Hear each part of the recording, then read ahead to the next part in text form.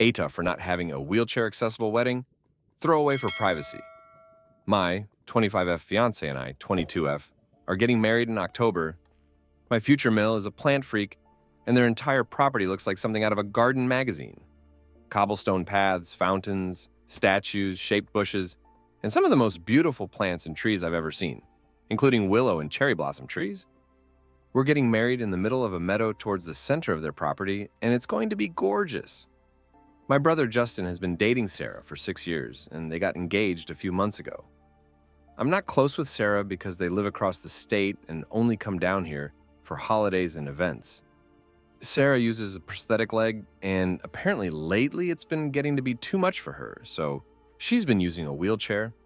He texted me asking if the property was wheelchair accessible, and I said I didn't know and would let him know what I found out. There aren't any stairs, but the property has different sections with grass, cobblestone, gravel, and dirt, and since I don't use a wheelchair, I don't know how well they are at getting around in terrain like that. We went over to my in-laws to go over the ceremony and reception space and see how difficult it might be for Sarah. I texted my brother to let him know about the terrain. He asked if the reception was in the house, and I said, no, we were having a tent set up. He asked if we were putting that party tent flooring down, and I said no. We looked into it, but it was out of our budget, and everything will look nicer in the grass anyways. He asked if we would have one set up anyways, because the grass would be too hard for Sarah to wheel over, and I apologized and told him it was out of our budget by thousands. He told me that if we wouldn't do that, Sarah couldn't come, and we'd be excluding her. I said that it was unfortunate, and if that was the case, we'd miss her at our wedding. He called me ableist and discriminatory, and said that if we wouldn't accommodate her, then he wouldn't come to our wedding either. Not even a goddamn hour later, I got a text from my mom saying that I was being mean to my brother and Sarah, and that it wouldn't be a good look for me if I decided not to do such a simple thing. She told me that I could handle renting one of those tent patios, since we didn't pay for a venue, and DIY'd a lot of our wedding. I said I was sorry and gave my reasoning again. She told me that if we excluded Sarah, they'd pull their contribution to our wedding. I'm not sure how exactly, since they paid for our dresses and those were paid for weeks ago. I told her that if her and my brother wanted to foot the butt, that I'd be more than happy to speak to my MIL about having one put down. She said no. Her and Dad are retired, and Justin has his own wedding to pay for. I feel bad for excluding Sarah, but I'm not sure what else I can do. AITAH, edit to add info. Sarah has used a prosthetic since she's been with my brother, but this is the first and only time they've mentioned her being in a wheelchair. We sent out save the dates with my MIL's address as the venue about 8 months ago, and 2 months ago sent out formal invitations with more information regarding her property, parking outdoors, length of walk to ceremony, etc. And I hadn't heard anything from my brother or Sarah besides a returned RSVP for yes. Edit 2. The quotes we were given for something that we were sure wouldn't harm. My mill salon was about $6,000 to $9,000 to rent for the evening. Our budget was $15,000, and we are already at the top end of it. Edit 3. The reason I didn't suggest or look into a different kind of chair or scooter was because I just figured that that was something Sarah and Justin would have looked into themselves, since they were the ones needing it.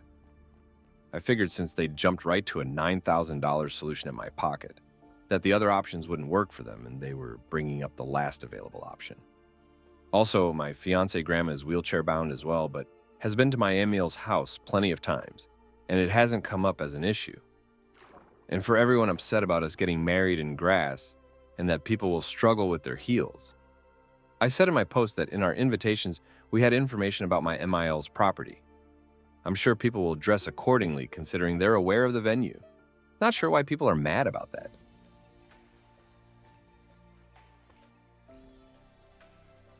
AITAH for making a lighthearted, funny comment on my friend. My friend 24F visited my town, 23M, last week, and a small comment from me created a huge rift in our friendship. We've been friends since college, 5 years. She's a great person, but we have very different personalities. She and her friends often made fun of me, and though some of her jokes were hurtful and disrespectful, I usually let it slide. Last week, she and her friend came to my town for an MBA fair. They asked me to show them around, but I explained I couldn't spend much time with them because of my full-time job. I met them for lunch on Wednesday, spent about 4 hours with them, and drove them around. I told them I couldn't join them for the rest of the weekdays but could meet on Saturday. On Thursday, after their MBA fair, they called me. I politely declined their invitation to meet and lightheartedly asked about their event, referring to it as potentially a gimmick. She replied, "Why do you want to know about the MBA fair event? You're not even interested." I responded, "That's fair, you guys carry on. I have a meeting to attend," and ended the call.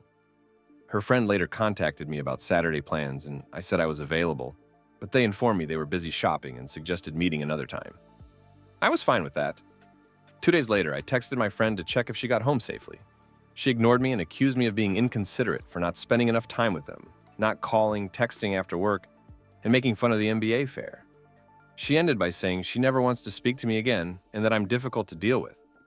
I didn't respond as I felt saying anything would worsen the situation. She has done this before and expected an apology, which I gave in the past. But in this situation, I'm confused and shocked that she took such a small matter so seriously, especially considering how often she has made hurtful comments about me in front of others. But AITAH, in this situation, I'm confused over the fact that she took such a small matter to great heights.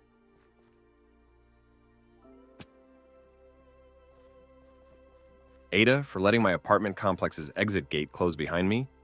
I live in a city that's relatively high on car break-ins, and I get paranoid about it. There have been reports at previous apartments I've lived at of people coming in and breaking into cars. The apartment I'm at now has 2 gates, an entrance, and an exit. At the entrance, a resident can scan in with a card. A guest can buzz in at a pin pad, and it'll call whoever they're meeting and let them in.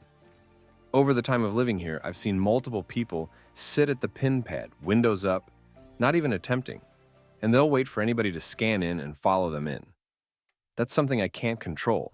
If it's me trying to get in and I see someone obviously not even trying to buzz in, I will pull in behind them and force them to make a decision. I can just put in my own code. What really irks me, though, is these same people waiting for cars to exit and proceeding to go into the complex via the exit gate. Before leaving for work today, this exact thing happened, and I could see it coming. As I was pulling out of the exit, I saw a car that has been sitting at the pin pad pull up and angle their car so that they could get in after I left. I got out of the gate's way, sat still, and waited for it to start closing so they couldn't enter. In my mind, if you don't live there and nobody is letting you in via the pin pad, then you don't belong there, period. She, of course, honked at me and gave me a nasty look like I was in the wrong for not letting her into an apartment complex through the exit that she obviously had no business being in. Yes, I suppose it could have been a DoorDasher or an Instacarter, but there is no way of knowing that, and it's not my problem that their customer isn't answering their phone if they were trying to buzz in.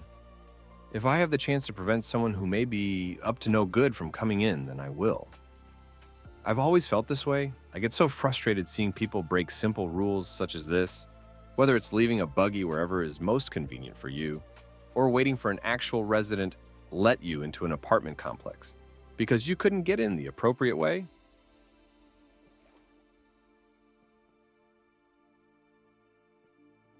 AIT husbands 37M alarms are driving me nuts. 30F. This is an ongoing problem that I'm beginning to lose my rag with. So I'm currently 8 months pregnant and touchier than normal, which could be contributing to how annoying I'm finding it, hence why I'm posting as I want outside opinions as to whether I'm overreacting or this is something it's reasonable to be annoyed about. My husband, 37M, and I, 30F, have been married for a bit over a year. We were originally together for a couple of years a decade ago, broke up, stayed friends, and then reignited the relationship 2 years ago. Got married very quickly afterwards, and began talking about kids shortly after marriage.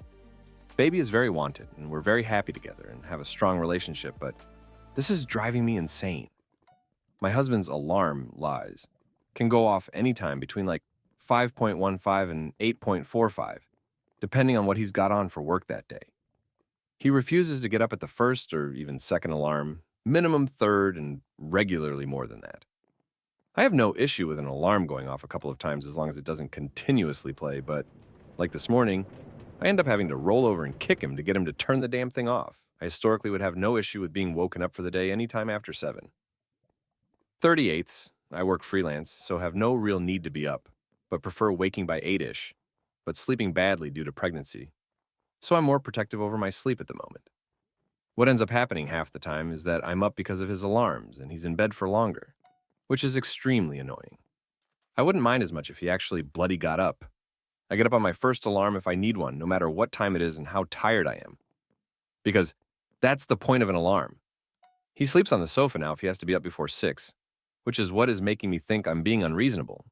But without fail, if he's in our bed every morning, even one morning last weekend after I reminded him to turn the damn things off when we were lying in bed the previous evening, the alarms start and are ignored and I'm up and he isn't. And B, I won't mind being woken up by baby. I can't see him not getting up for baby as well. It's just his fucking alarms he ignores. And we don't have much time left of ideally undisturbed sleep. And it just feels really selfish.